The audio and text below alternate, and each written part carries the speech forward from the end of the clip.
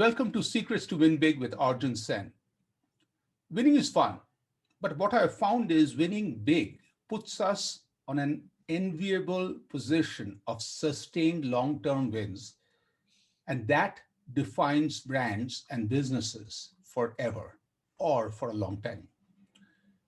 As each one of us are different, which means our starting points are different, our destinations are different, which means our journey has to be different.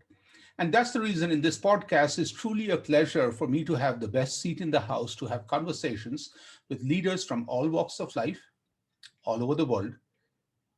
And these nuggets of wisdom are simply priceless. In that spirit, today I'm talking to Tina Greenbaum. And this has been a conversation I've been waiting to have for the last maybe 2 to 3 months, ever since I first got to know Tina. She's a guru of mastery under pressure. And what really hit me hard was any one of us can be a master of doing anything when the weather is calm. You get noted for your mastery when you land that plane on Hudson. That is pressure. And that's the part where I right away loved that niche that Tina is fulfilling is if you drive a plane only on normal days, normal weather always, and have that on your resume, you may not need data. But life has uncertainties, and that's really important. She blends cutting edge technology, neuroscience, energy psychology, sports psychology, everything you can think of to create this learning theory in her consulting. She worked with executives who want to increase their performance level in high stakes, high pressure situation because that is what defines you. Again, on ESPN, on Sports Center, they show that clutch shot, that clutch play under pressure. And most of these are inspirations that's coming from the way Tina educates business executives at the highest level. She talks about an optimal performance. She's an optimal performance specialist and a sports psychology consultant who also works with CEO and senior level management and confidential thera coach on a one-on-one basis. So, well, Tina, welcome. Thank you.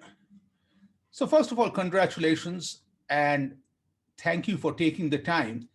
And I really want to get right into what you must have figured out by now. My obsession is to learn more about this guru of mastery under pressure, which puts you in a one-of-one unique position. So what is mastery under pressure? And why is it important for leaders who want to get to the next level to have this mastery? That's a really good question. Why is it important?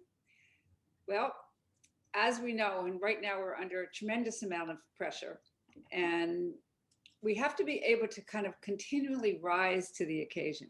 Mm-hmm.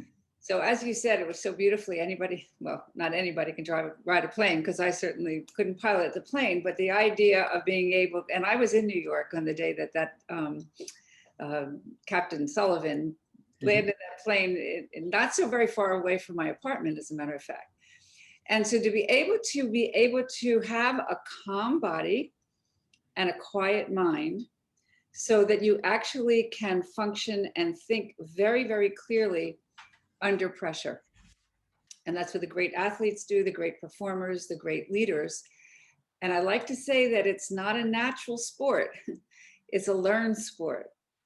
And so I come at this whole kind of area really as a teacher, as a coach, as somebody to teach you skills that you may have a propensity and you're able to see things ahead of time. But when you really have practiced and trained like a great performer, a great athlete, you have it. You have it in the moment when you have to be able to actually just focus. So you talked about, could you repeat that? Calm body and? Quiet mind. Quiet mind. That's the whole trick. That's the whole secret. And what I also love that this is a learned sport. That's the part really made me feel hopeful that this is not some of us are born with in our DNA, that you test it and you find it. It's a learned sport. And the secret is, how do you get there? So let's focus a little bit more on the second part when you talk about under pressure. So what changes in human beings under pressure? Like why do I need Tina more to learn this when I'm under pressure? So if you understand the way that the nervous system works, we have two main nervous systems. So one is the sympathetic nervous system, which is the one that kind of, when we're in danger and we go into that fight, flight, or sometimes actually freeze response, we can't think very clearly, actually, but the mind is connected to, like if there was a tiger that was chasing us down down the street or the highway, that we would be able to do exactly what we need to do in that moment, as animals do. And then what animals are able to do that we humans are not able to do is, once the danger is over, the animal goes into the parasympathetic nervous system, which is the one that says, I got money in the bank, everything is cool. Well, in our culture, most of us, and particularly those in high positions, are in chronic states of stress. So when that nervous system goes into that stress response, stress hormones, cortisol goes coursing through the body. We lose if anybody has ever kind of really suffered a panic attack, you start to get tingling in your fingers and the heart starts racing. And the mind actually it goes off. We can't think clearly because the energy is all the way up here. And so this is where, without training, many of us end up into situations where, the mind is just not working. And then we get short-tempered, and then we get annoyed, and then we, all the things that follow when things are not going according to plan. We do what humans actually naturally do, is we react. So the way I like to put it, Arjun, is we like to increase, it's called the window of tolerance. So here comes the stress. This is my capacity, my nervous system's capacity for stress. And as long as I'm in this area, I'm fine. But as soon as it hits my nervous system's capacity, then everything goes off. The stress response goes. So we want to be able to actually build that window. So here comes the stress. Just got another problem, a problem to be solved. And what I like the fact that you described it in so much details, it makes me comfortable to know that stress literally takes the mind to a different level. It changes the game. Yes, it And does. the very fact I act goofy is it's okay because I've never been trained to perform at that unique position of the mind, which cannot be simulated. But I love the answer that you gave is the key is to increase the window of tolerance. And to me, again, I'm not a football fan, but a few random things come to my mind. And this is really dated. Dallas Cowboys in their amazing win days had coach Jimmy Johnson. And he, before one of the big Super Bowl wins, had got the entire team in this big hotel room and put this, 2x2 plank, two of these in front, and asked everyone to walk across, and he videotaped. And of these athletes, they just followed the coach, they believed the coach, and towards then they were even, doing a few goofy things. Some were doing one-legged walk, some were even doing with the ball in their hand, dancing and everything else. The coach took the video of the entire thing. And then he asked everyone, did any one of you had any doubt? And of course, they all said, Coach, that was silly. And he said, tomorrow, this is all you would be doing. But the only difference is the plank would not be on the floor. The plank would be on top of two buildings in New York City, maybe 100 stories high.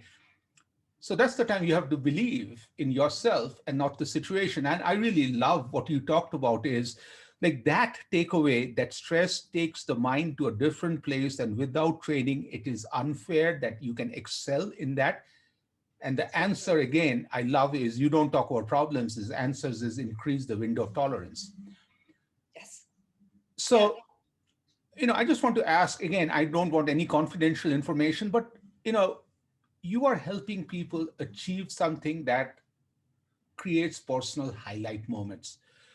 Are there some memories that you can share that stands out, again, without going into details, that makes you really be excited and proud of your accomplishments and what you achieve daily? Oh, that's a great question. And there's a couple clients that are kind of flashing to my mind. And one of my favorites Mhm. was a young woman who came from France. And so in France, we have a sort of a bias from the Americans. We think that they're kind of cold in a certain way. But she was raised in a family where her father was a restaurateur. And so she was raised in a restaurant, basically, and she learned how to manage the restaurant. And so when she came to New York, which, again, just by its nature, if you can make it in New York, you can make it anywhere. She got a really good job working as a manager in a restaurant, and she was great with the clients and her staff. She built a beautiful team. Mhm. But when she would walk into the kitchen with the chef, and chefs again have a reputation of being sometimes very cold and very cutthroat, she would just freeze. And so we worked on that. We worked on exactly what you're talking about, learning how to calm herself down so that she could think very clearly and be actually the chef's equal, even though she was not the chef and they have their own kind of feelings of grandeur, but that she could hold her own was basically what we were working towards. And she just got better and better and better, and then moved from that small little restaurant to a major hotel and a food and beverage manager, and then ended up in France at some fabulous hotel working. But just watching her, and we're still connected, and over the years, and just her poise and her grace and her understanding of people, and using all those natural abilities that she had as really quite a wonderful manager, and allowing that to kind of flourish. Mhm. And then she could just take on just about anybody. And what I love about this fact is what I missed when I was reading your intro is the gift you give is sustained over time. It's irreversible. Like you should even put a caution that mastery under pressure is irreversible. So it's too bad if you want to go back.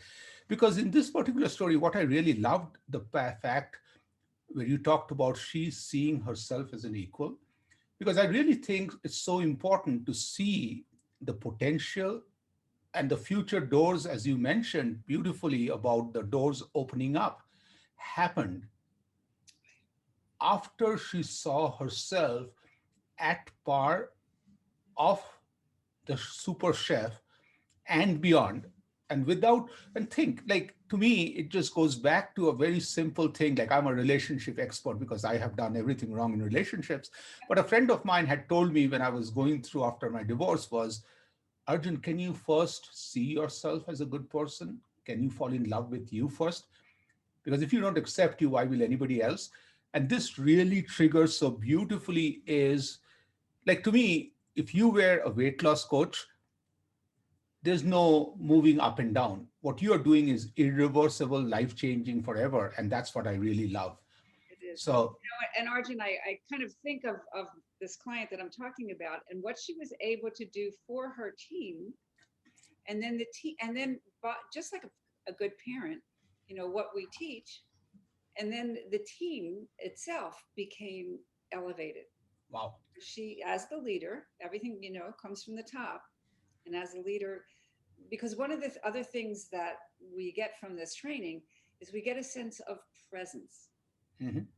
And presence is sort of an indescribable thing, but it's basically an energy. If you're people are attracted to you, they want to hang around you, they want you to kind of be the source of that calm situation. So my goal and my dream is to train the leaders and then also train the teams, Mhm. because if you had a whole team that was operating at this level, you would be So unbeatable. that's a new dimension. To me, initially, I only picked on the sustainability, but what I missed was what you showed me is once she evolves, the whole team gets uplifted. So in today's world, that is the good contagious change in behavior that we want. Right. So it's, and I love this concept of sense of presence. Okay. So I want to go a little bit into your background. And when I read these, I just have no clue what energy psychology is. Most of us know a little bit about sports psychology. So can you tell me a little bit about energy psychology, what it is, and how you have harnessed that with other amazing techniques to create this calm body, quiet mind in a moment of increasing the window of tolerance? Well, the truth is, I have a very high interest in spirituality and spiritual principles. And I had a healer one time who said to me, he said, Tita, you have to work spiritually. And I have no Mhm. idea what you're talking about. But the universe works on certain principles. And if we follow those principles, which are actually, everything is energy. Mhm. So if you're giving to me and I'm giving to you, we have this reciprocity. And it's an energy of giving. Mhm. We also, kind of following Eastern, yoga and acupuncture, and that there are channels of energy. In acupuncture, they work on, meridians, and in yoga, we work on chakras, and that there's energy centers through the body. So I spent a lot of time with teachers, spiritual teachers, and understanding how my own body responds to my own psychology. Mhm. And being able to access that, because I'm really a mind body person. And when Mhm. I teach a lot of these principles, I teach it through the body. And so that if I'm, let's just say, you come to me and we're talking about a loss that you've experienced. And I already know that that loss is somewhere stuck in your heart, Mhm. because the heart chakra, this is where the energy of the heart is. This is where we hold grief and we hold loss. And so for me, it's a shortcut as I worked on myself and worked on a lot of the issues that I've had. And we work to clear the energy. And so when we clear the energy, we become more of our authentic self. Because again, if you work Mhm. backwards, my background is I'm actually a psychotherapist. And if we work backwards into some of our early childhood, we have patterns that we create. And those patterns we create to protect ourselves. Mhm. And so we don't have armor anymore, the silver armor, but we have energetic armor. And so the process of transformation is clearing the obstacles, clearing the armor, Mhm. the energetic armor, so that we can be oh, just so relaxed, just more and more and more of myself. So to me, what's fascinating about this is I'll take it to a different dimension. Is this conversation is showcasing to me that life, wisdom, knowledge is never one dimensional. It's all about adding multiple dimensions, connecting the dots, and creating that so what. But I Mhm. also want to take it another step beyond because to me, yes, somebody smart can figure that out. But then the second step is how do I internalize it? And the third step is how do you live it? And this is the part where I will embarrass the heck out of you because to me, on September 21st, I went through a big surgery. Okay. And I am very fortunate and blessed to have a lot of friends who were all there. But then there was this one person, Tina, who right away wanted to schedule time and she insisted that we talk for an hour. And I'm just thinking, whoa, this is a really corporate obsessed person. Have a little mercy on this Arjun healing. But I said, okay, fine, let me have this call. And what was fascinating was 100% of the call was about Arjun, about my healing. And to me, what really hit me that day was somebody like you who understood my need better than what I was feeling that day literally hit the brakes not only for yourself but for me. And that to me created, like, we all get defined by moments. I call those in the day of electric cars rechargeable moments. Like, I needed that major recharge and I got the recharge from you, Tina. And I really want to thank you because that part is so important as you lived this and I was literally so fortunate to be at the receiving end. So I wanted to thank you for that. Oh, my pleasure. Absolutely my pleasure. But I want to go back to this thing, Arjun, just kind of in this question about presence, Mhm. because you have it as well. And sometimes we don't really understand it. But when you are real, Mhm. just real, Mhm. people get that. That's Mhm. the energy that people get. Mhm. And somebody said to me one time, she says, "Oh, you're just so comfortable with yourself." And I said, it's not been easy.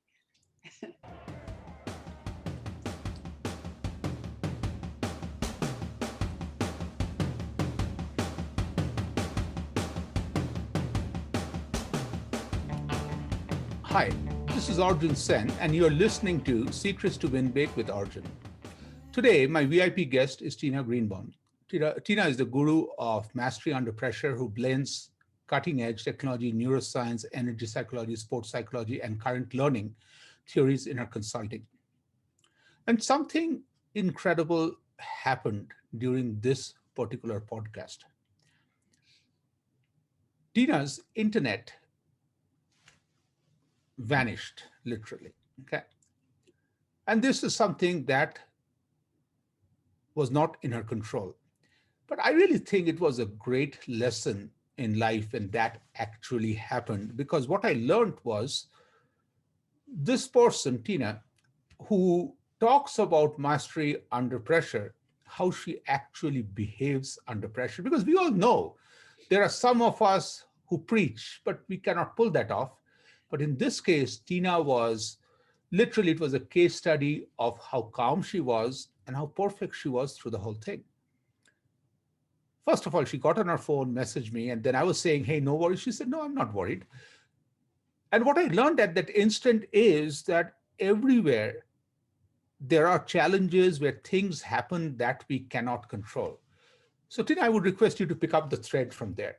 When things like this happen, when you do not cannot control, how do you deal with it, and what's your advice to executives today and what they should do?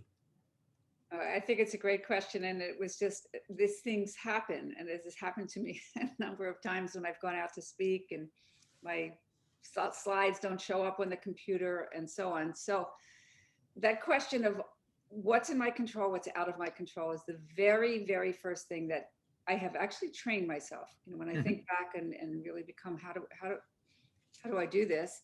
I trained just like an athlete, trains. And what's in my control, what's out of my control. It's the very first thing that I kind of pay attention to. And I also pay attention to what's happening in my body. Because as soon as I feel out of control, Mhm. it's a very likely time that the nervous system is going to, kind of get engaged and I'm going to get triggered. And it's like, and if I allow that to happen, Mhm. I lose my concentration. Because the truth is, when the stress response hits, you're out of our ability to tolerate the amount of stress that the nervous system is experiencing. Mhm. The brain goes offline, can't think clearly.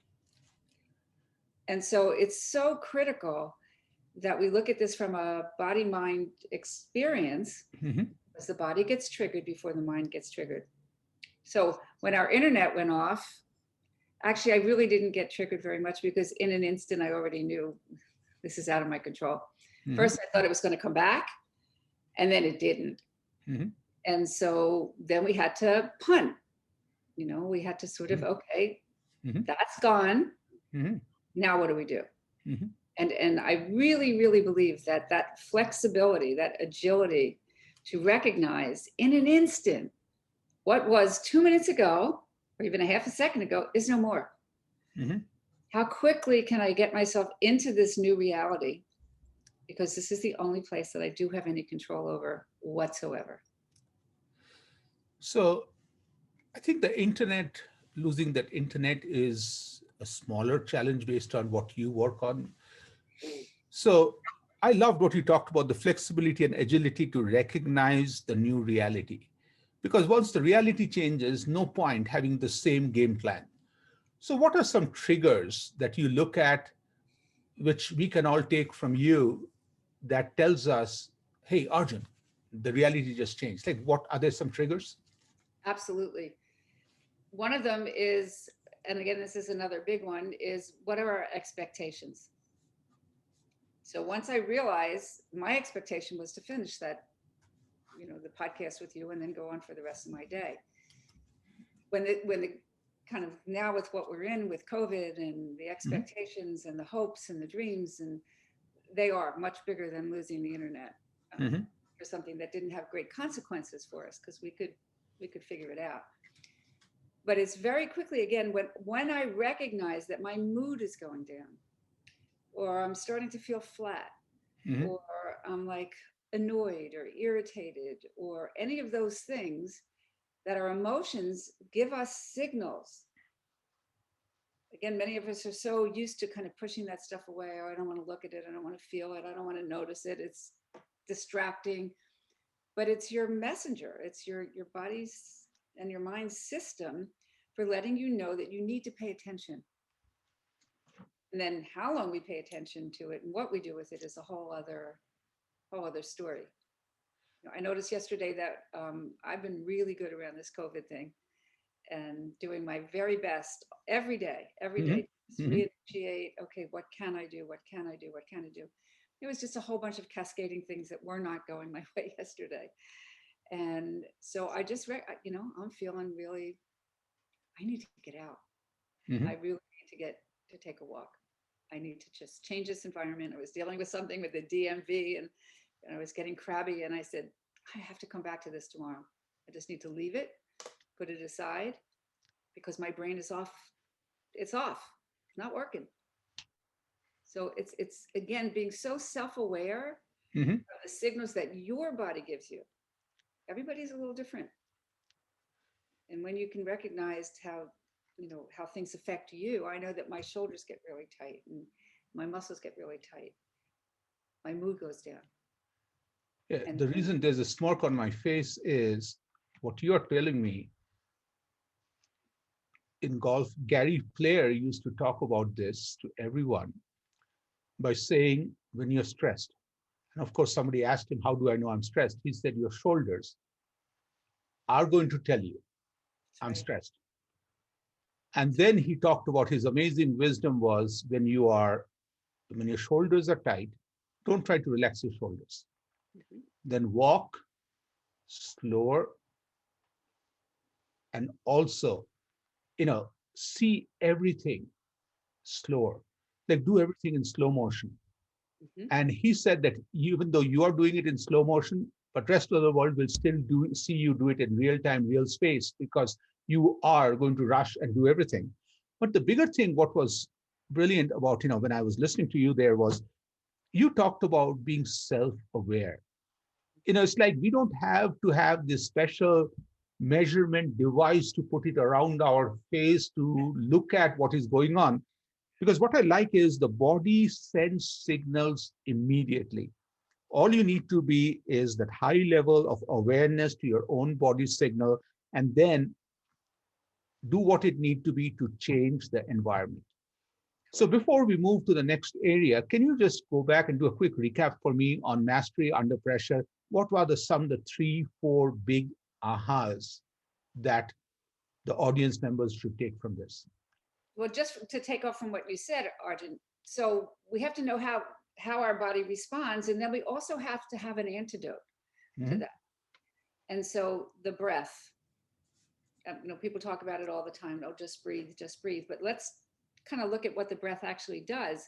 It changes the nervous system. It's actually the only voluntary system that we have that will affect both the heart rate, the sweaty palms, the mind kind of racing, because that's when the sympathetic nervous system has been activated. That's when the stress hormones go coursing, literally coursing through your brain and your body. And, in the animals, when that happens, after the danger is over, they go back into the parasympathetic nervous system. We do not. We stay in this chronic state of stress for the most part. And so learning to use your breath, and it's a 3-part breath. It's it's a belly breath.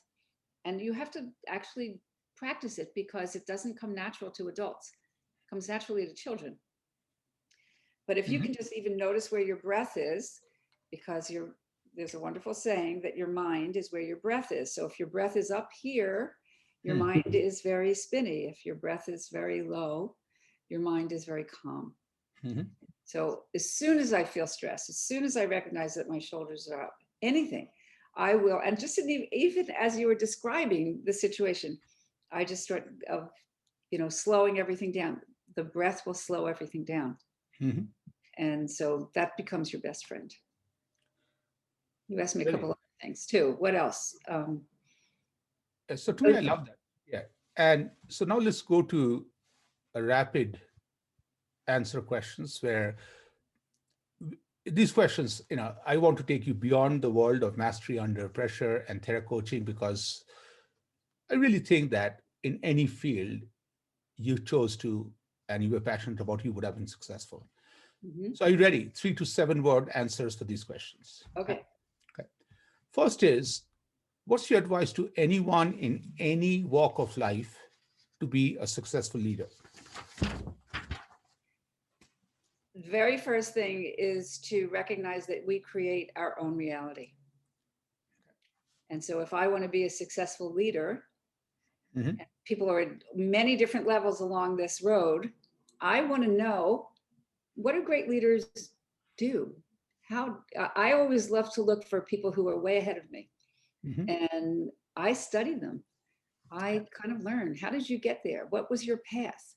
What are the things that I need to know? So mentors are really, really, really important. Mhm. And being very observant about how people are responding. So great leaders Mhm. have a sense of presence. Got it. And their energy is the kind of energy that makes people want to hang out with them, want to be with them. So then, of course, the next question is, how do you get there? Mhm. And it is through all this personal transformational development. So if one person on a business, in a team, in a company, Mhm. goes through a particular kind of training that I teach or that other people teach, and then the next person and the next person and the next person in that team, now we've got a whole unit that is working at this wonderful, wonderful level. Okay. And we learn from each other. Love So that. short answer. Yeah. So 3 to 7 words. How do you define a big win? Say it again. How do you define a big win? A big win. A big win for me is when I feel really proud of myself. Okay. What makes you real proud? When I accomplish a challenge that Mhm. I've been working towards. So there's a lot in the sentence. Accomplish a challenge and you have been working. So there's a plan, there's a process, it connects everything. And of course, the extension of that question is, what's the one reason companies or businesses fail to win big? Say it again. What is the one reason One that they, reason why companies fail to win big. I don't think that they understand human nature. Okay. I don't think they pay enough attention to human nature. Yeah. And that's so powerful because humans make us successful, not machines. That's So, exactly right. leaders I've worked with, especially in the sports area, they remove some words from the dictionary, some obstacles. Like top athletes remove the word no, impossible from their dictionary. So this is a two-part question. Mhm. What's a word not in your dictionary? And secondly, what is Tina's favorite word that we catch you use most often? The one word that's not in my dictionary is try. Mhm. And the other word that is in it's always coming back to what's in my control. It's more than a Mhm. word. Mhm. It's my navigating principle. Yeah, and not trying is such an amazing line. And of course, Yoda made it famous, do or do not. There's no try. That's right. So if Tina, with all her wisdom, could go back in time and meet that kiddo graduating from high school, excited with glitter in her eyes, and you could whisper to her an advice that would set the kid up for even bigger success, what would you tell that kid, Tina? It takes a village. It takes a team. Mhm. One of the things, I've been a solopreneur for many years, and now I'm part of a team. Mhm. I have a team that's working with me and for me. And the difference is unbelievable. Love it. So, Tina, everything you've talked about, hidden behind it is a process, okay? Because I really feel that success that can be repeated cannot happen without a process. So is there a process that Tina follows? Like when you start your workday, is the first thing, last thing that you're comfortable sharing? Absolutely. So the first thing I do is I stretch. I've got scoliosis, so I don't want to become a hunched over old lady. So that's a very, very important part of my day. And then I'm part of a meditation group, Mm-hmm. Monday through Friday, 7:15 to 8 o'clock. And that really sets me up because it gets beyond just my own psychology and into a bigger spiritual world. Mm. And then I have my breakfast. And then at 9 o'clock, I have an hour to myself.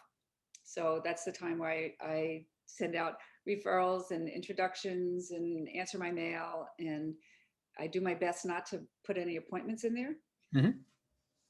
I have lunch at 12 o'clock and I finish at 5. I don't work at night. I never have, unless it's an emergency or something, but my brain just doesn't work well at night. And when the weather is at 5 o'clock until the seasons changed, I went out for a beautiful walk. I live right across the street from the water in the East Bay in San Francisco. And now I have to figure out time to get that in during my day. And I was just talking about that with the mastermind group that I'm in, which is another part of my weekly routine. I have 4 or 5 women that we meet and we go through books. We're just going through Jack Canfield's Success Principles, which is all the things that I teach and all the things that are part of Mastery Under Pressure. And so there is definitely a system, a routine, but don't close me in too much because I don't like to be controlled. And so I have to have that level of flexibility. I haven't worked for anybody in 37 years. I work for myself. But it's an evolution of just kind of what's working, what's not working. And that's kind of what we do in businesses all the time. It's always that question, what's working, what's not working. And if it's not working, what can I do to solve that problem? I'm a problem solver. And that's the first thing that comes to my mind when I come up to an obstacle or a challenge. Rather than go down that path, I call it productive thinking. Do my thoughts produce something useful for me? Which is another one of my axioms, Arjun. Rather than positive thinking, it's productive thinking. And if my thoughts don't produce something that is useful, they're going to take me down that path that I don't want to go. And so I'm always working with my thoughts and moving forward. But also, very importantly, allowing myself to feel what I feel. Sometimes I can't move the thoughts so quickly. Sometimes it needs some other operation, which is kind of going a bit deeper and finding sources of the problem. This is really fascinating. So, Tina, this has been an incredible conversation. And of course, I could go on for maybe hours. Thank you. But every good thing has to be appreciated, And so anything else you want to share, please? I just feel so passionately about the things that we're talking about. Obviously, you can hear from my voice and my intensity. But I do believe that if each and every one of us and each and every company honored what goes on inside, it all starts in here.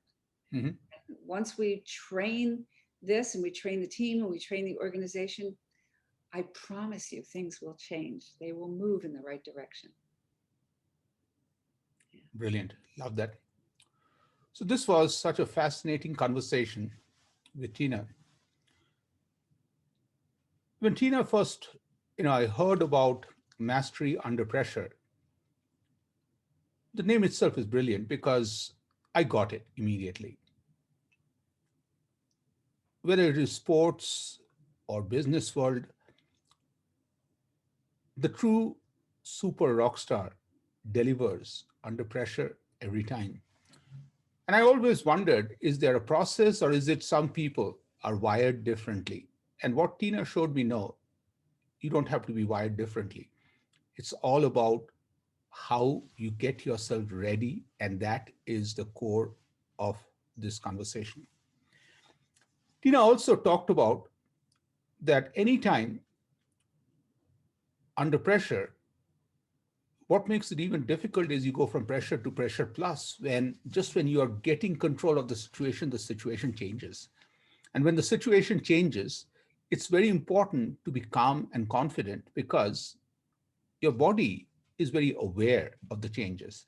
And the Mhm. body sends signals, and she talked about that high level of self-awareness when you listen to yourself, and based on that, you change the environment.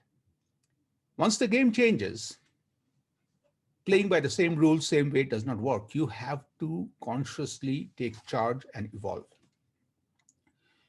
Tina also talked about how it's very important to create one's own reality.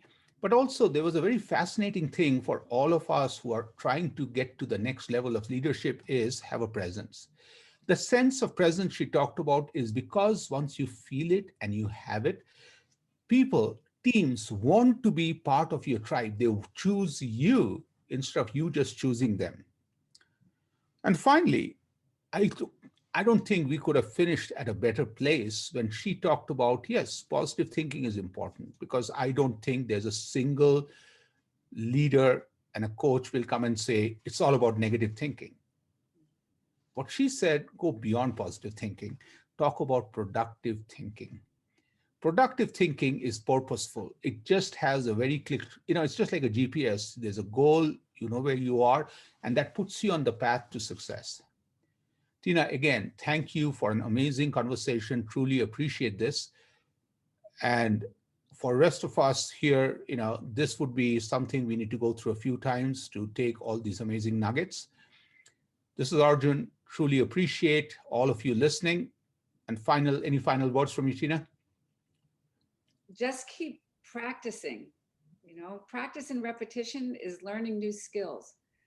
My book and my program and all those things, it's the same thing. Practice and repetition. You'll build new neural pathways and your life changes. So thank you, Arjun. Practice. Thank you so much. Absolutely. Truly a pleasure. And you heard it from Tina. Practice and repeat and repetitions. This is Arjun. Happy listening to all of you.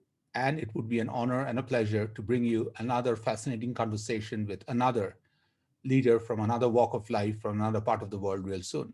Until then, enjoy, be safe, and happy listening.